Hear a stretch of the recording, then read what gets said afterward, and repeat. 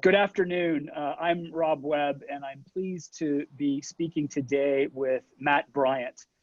Matt is a career Chief Information Security Officer. Currently, Matt is the CISO for Monese, the UK headquartered online bank, the fourth largest and one of the fastest growing banks in Europe.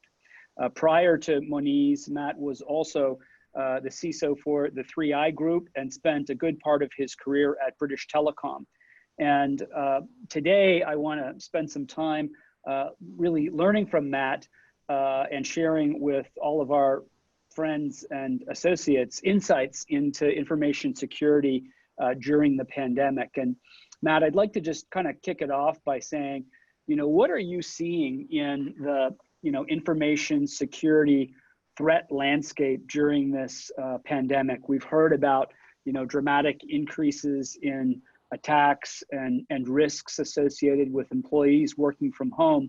What are you seeing in the environment, and what are you hearing from your colleagues and other CISOs? Hi, Robert, and thank you. Yeah, the threat landscape has clearly adapted, and I think one of the surprises is how quickly it's done so. The same players that have always been the adversaries have really taken advantage of COVID and the scenarios that presents to inspire social engineering type attacks. Largely, we've seen an uptick across the industry in fraud targeted at consumers. Vulnerable individuals, or maybe not even individuals in a vulnerable category, but that see COVID-19 as a acceptable scenario or something that feels real. So, we have a lot of track and trace going on. We have a lot of people being asked to work outside of their normal environment. Some people might be doing online banking for the first time. So there's a lot of real scenarios that you can cook up in organized crime to take advantage of this. So we're certainly seeing an increase in attempts in that. I think that's across the sector. Monese is, as you said, the fourth largest neobank, but certainly compared to high street banks, we're a lot smaller. So, this is disproportionately affecting the bigger brands, your Barclays and HSBC and so forth. So that's one area where we're seeing a lot of activity, and there are various approaches we can take to try and manage that. Some defensive in terms of preparing ourselves well, and some reactive in terms of going after people who are perpetrating these attacks. Another challenge that you hear about less, I think, is the increased risk of insider threat. And not all insiders are malicious. Not every insider who causes a security incident is a bad guy or bad girl. Sometimes people make mistakes. Sometimes people make bad decisions. What we have found as we've moved to a work from home model, particularly during the time when the vast majority of the planet was in lockdown, is that we don't have the physical oversight and the sort of office touch time with our employees, particularly in customer service and fraud monitoring environments. So we don't have that physical oversight, which means our visibility in computational terms, in terms of what employees are doing, is much more critical. And to draw an example, every single day, regardless of your job, you make a decision about how to access data, who to share it with, how you should share it. And it's important that employees have the right knowledge and confidence to make good decisions. So the insider threat landscape is something that we're focused on pretty heavy in the sector. And what would you say are the top things that you've done to help employees from an information security and compliance perspective through that transition to work from home? Is it about more training and education, or is it about certain technologies that they need to employ when they're connecting to do their work? Mm-hmm. Well, we were fortunate, being a digital-only bank, we were fortunate that we'd adopted, I think, what gets referred to as a cloud-first strategy. So the vast majority of our business systems are hosted in the cloud. We operate them on a software as a service basis. So when our employees were asked to work from home, they weren't asked to use a different suite of tools to those that they were used to. I think a lot of organizations are suffering from, training challenges. You know, my sister is a teacher and I don't want to get her in trouble, but working from home from her, the technology hurdle that was the most significant in terms of her making adjustments to how she works. At Money is all of our employees are using the same tools and systems that they used when they were based in offices. So we didn't have that challenge. But we certainly want to raise the bar in terms of their awareness of the risk. And I think when you look at the regulations, often you hear statements to the effect of, you know, annual cybersecurity training, and that manifests itself in the form of e-learning and tick box exercises.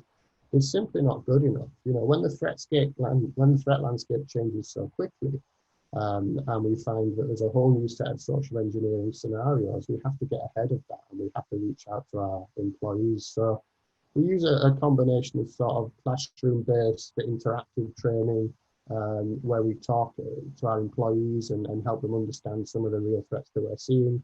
We have some pretty sophisticated AI tools that we use that are available on the market. And they kind of take employees on a journey such that their cyber learning experience is continuous rather than at one point in time. And some of the tools are quite clever, and they'll identify perhaps this employee took 10 minutes longer than the average to answer the questions around what makes a good password. So we're going to give them more training about good passwords. Or this employee struggled to understand data management, so we're going to focus on that. And that means that you're kind of targeting training specifically where it's needed. The other advantage you get from that, and this is not something that was easily won, there's a lot of management information around how secure your cyber workforce is, or sorry, how cyber secure your workforce is. So we have all sorts of statistics and information around, you know, how people perform in training, whether they're heading in the right direction, whether awareness in certain areas is good enough, where we need to focus our targeted training. So we've got a lot more data that we can work on around how cyber aware our workforce is that perhaps we wouldn't have had 4 or 5 years ago. These tools are kind of cutting edge stuff.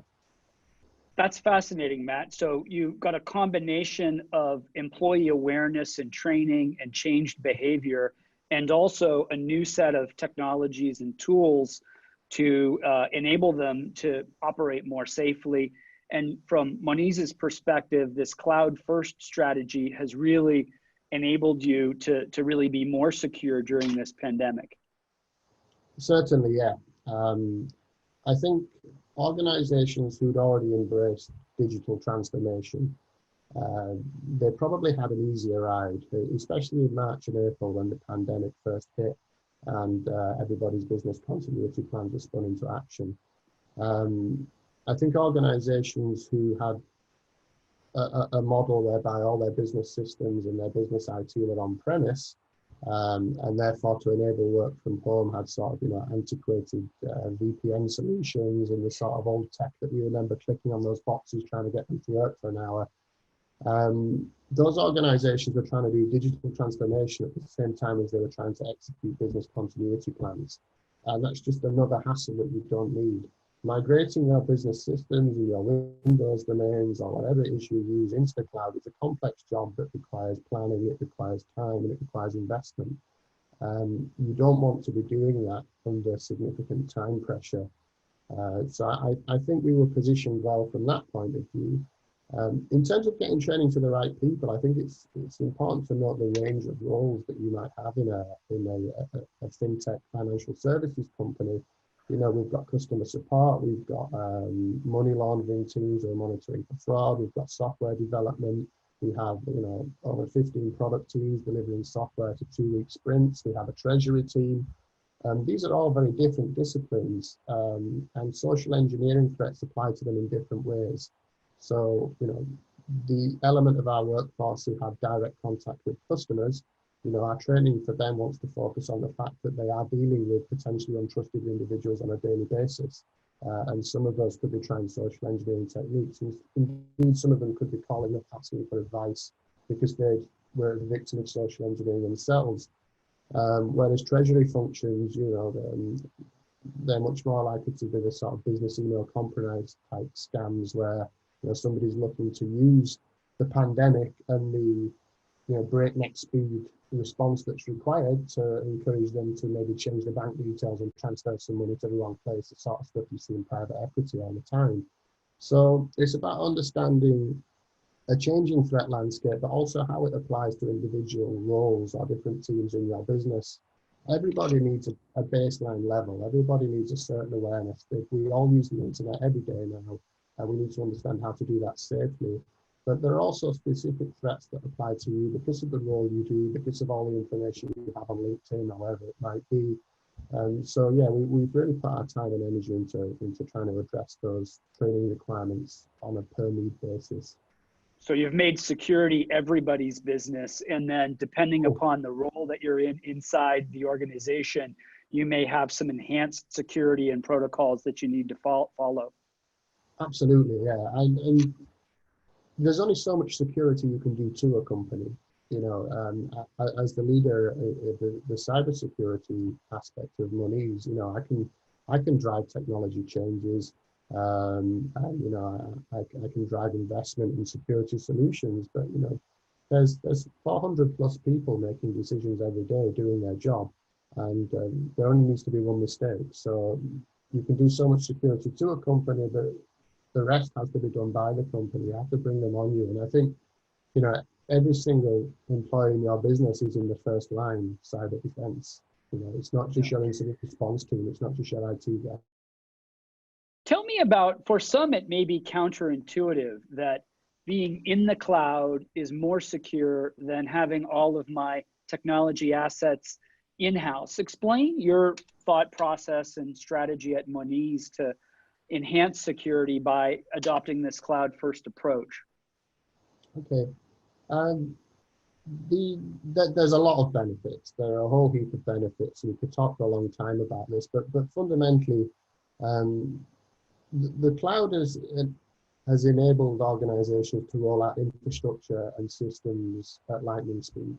You know, we could spin up in the next 10 minutes 1,000 servers, but if we had an on-premise environment, it would take months to design, procure, configure, deploy. We need a whole team of people to do that. So it's allowed organizations to act very quickly. Now, this doesn't necessarily make you more secure. In some cases, if it's not managed properly, it can really rapidly grow your threat surface. You know, it can become out of control. But in line with that, what we're starting to see now is, you know, some of the bigger players like AWS and Microsoft Azure and Google's cloud, some of the turnkey security solutions they have would take years to develop in-house. So at the push of a button in AWS or Azure, you can turn on state-of-the-art anomalous behavior detection technology that, if you were to deploy that in an on-premise environment, would cost hundreds of thousands and would take months to deploy and configure. In the cloud, you can switch that on Monday, and if by Friday you're not seeing the value, you switch it off again. So that ability to spin up state-of-the-art security capability quickly is a real advantage in the cloud. And if you look in the AWS marketplace, all of the big security vendors are in there. You know, Qualys are in there, Tenant are in there. Lots of organizations who provide traditionally appliance-based on-premise tools have immediately seen the value of the cloud, and you can really get the best pick of the state-of-the-art technology and deploy it very, very quickly, you know, at no capital expense.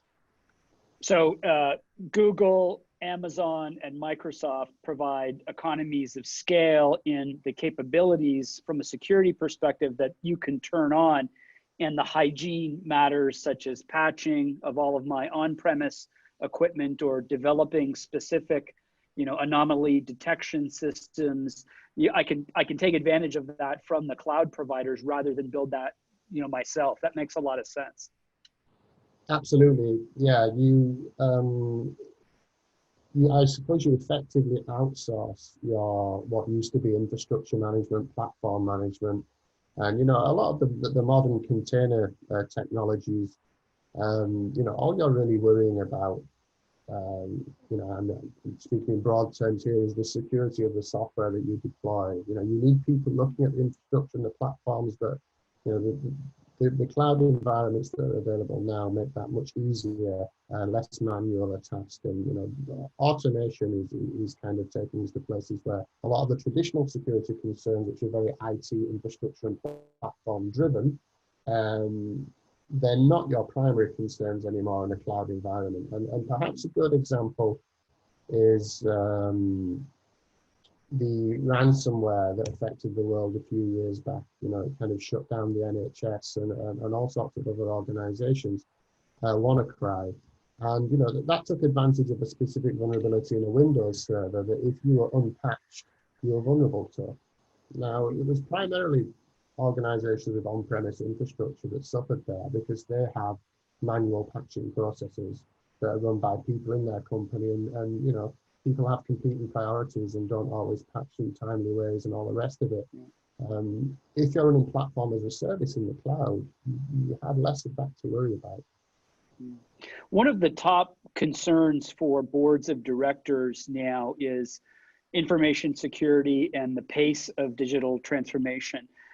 From an information security perspective, I'd like to get your insights on measurements. And, you know, given the complexity, you've talked about infrastructure risk, applications, insider threats, data protection, and privacy. You know, how does a board really come to grips with all of these potential attributes that contribute to, you know, whether I think I'm safe or I know I'm safe and I've done everything that's necessary to protect the enterprise? Sure.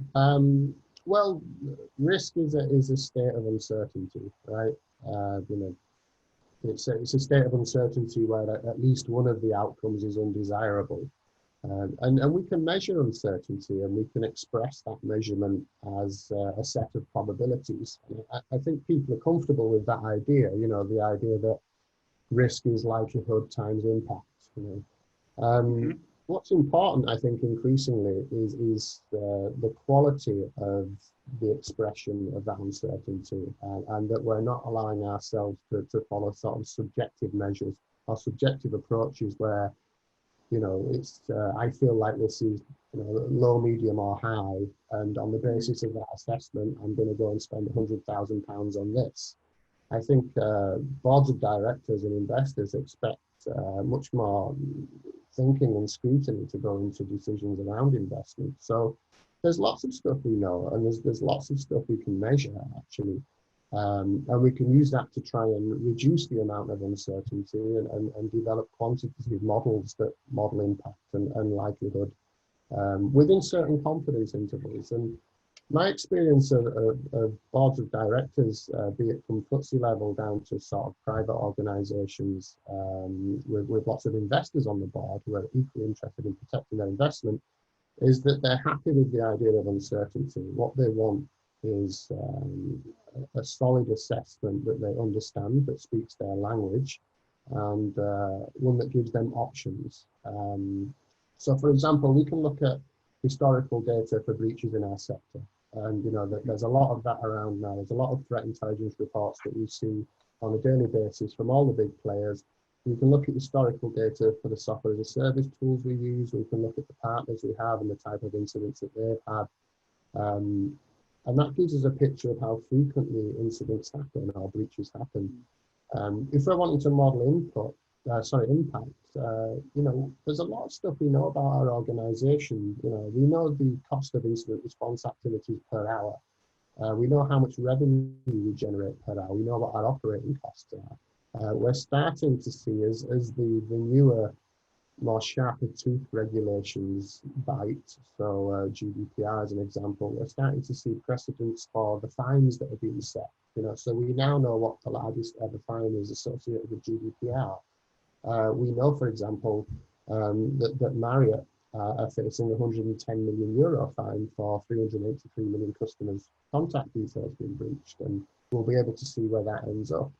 We're seeing the impact of civil cases as well, which scare me more than the regulations, if I'm honest with you. The EasyJet breach that we saw recently, 9 million customers' travel itinerary was breached. They're now the subject of a civil case that's seeking £2,000 per customer. Now, if you look at the upper bound of that exposure, it's 9 million times £2,000. That's 18 billion upper bound exposure for a civil case associated with the breach of travel itinerary. Now, my organization, bank accounts. And again, we'll see where those cases end up. That those numbers are from the media, and these things are ongoing. So there's a lot that we know, and there's a lot that we can measure, and we can pull this together to model the risk to information assets based on their role, their criticality, and based on the data that they place at risk. The real So challenge. what I hear you saying is that really it's the ability, given that we have exponential growing numbers of attacks and significant numbers of breaches, and the impact of those breaches being significant, that we can now measure that, calculate the RPN kind of calculation for all of those things that might likely happen. And do you see a standard way to do that emerging across industries where you'd have something akin to a generally accepted accounting policy that would say this is the risk score for your enterprise? I don't see standardization, but there's certainly a number of approaches that are gaining credibility. You see that there's something called the FAIR methodology, which is factor analysis of information risk. There's another approach described by Hubbard and Searson, who wrote a book called How to Measure Anything in Cybersecurity, a fantastic book. And they talk about having confidence in approaches to quantifying things that you measure, objective measures, and then presenting those within given confidence intervals.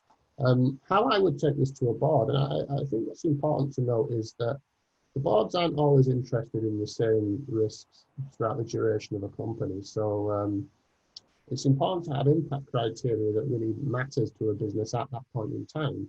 And it's not always pounds and pence. So, almost every startup has gone through a stage where they've prioritized growth over positive unit economics, over revenue. Some of the biggest success stories, Facebook, Spotify, they didn't make any money for a long time. They were growing exponentially, and then they found a way to monetize that later.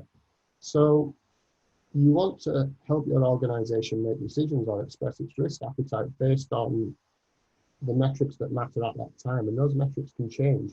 In the fintech sector, most of the big players have gone through that growth over revenue stage, and that's what attracts the Series B, the Series C, the Series D investment.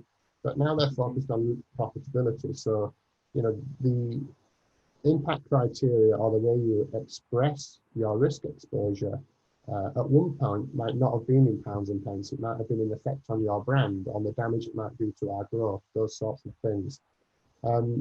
One technique I've found, because it's absolutely important that we present, as a cyber leader, you present this in a way that's meaningful and consumable, often to a board, but also to other senior areas of the business.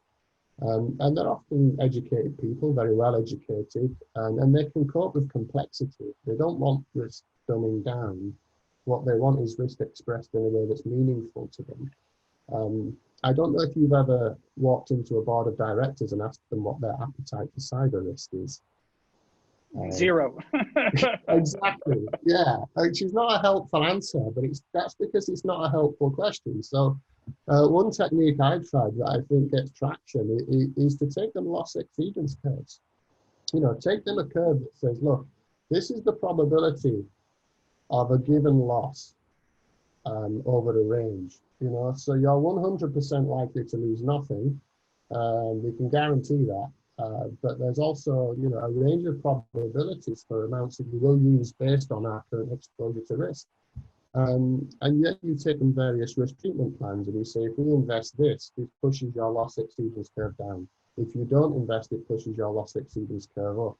And that's language that boards can understand, but it also helps make the point that there are very few, if any, scenarios that present no risk whatsoever. Sure, business is about taking risks. Those should be calculated and thoughtful, and understanding, to your point, the specific calculation of that, based on your existing people and technology landscape is really key. I'd love to get your straightforward, basic, essential advice to CIOs and chief information security officers and CEOs, kind of given this situation, if you were to summarize the top three things that those C-level executives should be doing during this pandemic with respect to information security and compliance, what would the top three be? It's a good one. I think one of my concerns going forward is, fingers crossed, we move out of the hardest part of this pandemic, is that some of the unusual operating conditions that we've adopted, such as more people working from home, such as people having access in ways they didn't have before, that they're accepted as the norm now. And I think all organizations globally have taken on more risk than they were comfortable to take on, but quite frankly didn't have any other choice. As we come out of this, we shouldn't allow that to be the justification for lowering the standard going forward. So I don't, in the finance sector, see a future where everybody works from home continuously, because there are scenarios where I would rather have people in buildings in the physical environments that we control. And I think where we've been is in an environment, or in a 5-month period, where regulators, they're sensible. I've worked in regulation, and they take into account all the factors that applied. And as those factors, as the global pandemic no longer applies, you don't have a justification for operating at a higher level of risk just because it's convenient and people like a mobile lifestyle. So I would say to leaders, really consider how you provide facilities, how you enable mobility, and which of your important business services you maintain physical oversight of, rather than just allowing people to work from home, carte blanche. Somewhere else where we've learned a great deal, I think, during the pandemic is around the role of third parties and our reliance on third parties.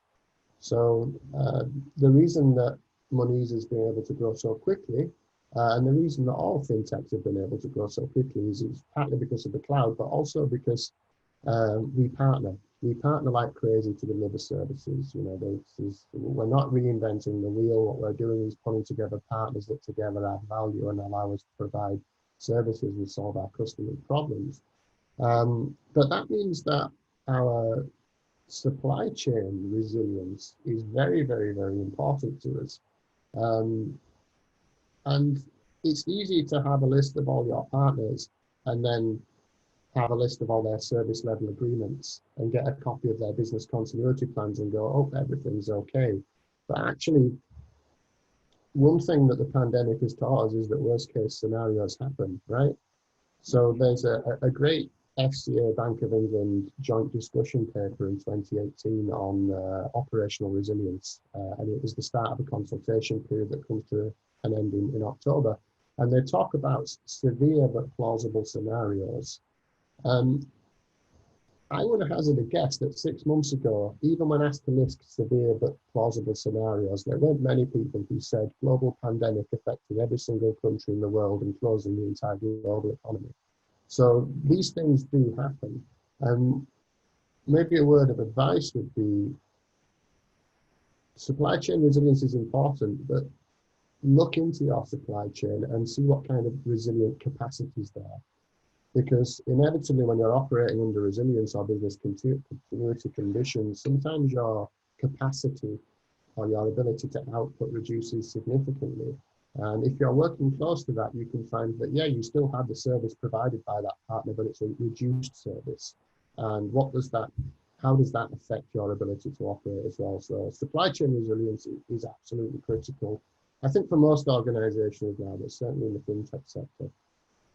And I hear you saying that you, of course, have to have those disaster recovery plans and resilience plans in place before the crisis, but also to make sure that we've actually battle tested those plans. So you've gone through actual scenarios of, enabling crisis management to make certain that you can work with partners, and that when employees are not coming into the office, they can safely access the systems that they need to access. That, I think, is a way that we could all grow and learn through this crisis. There's many ways, but I think from a technology perspective, we can enhance those muscles having gone through this. Look, that was great discussion. Thank you very much, Matt, for taking the time to speak with us and share your insights on information security best practices for the pandemic. And I appreciate your time. Thank you. It's been a pleasure. Thank you.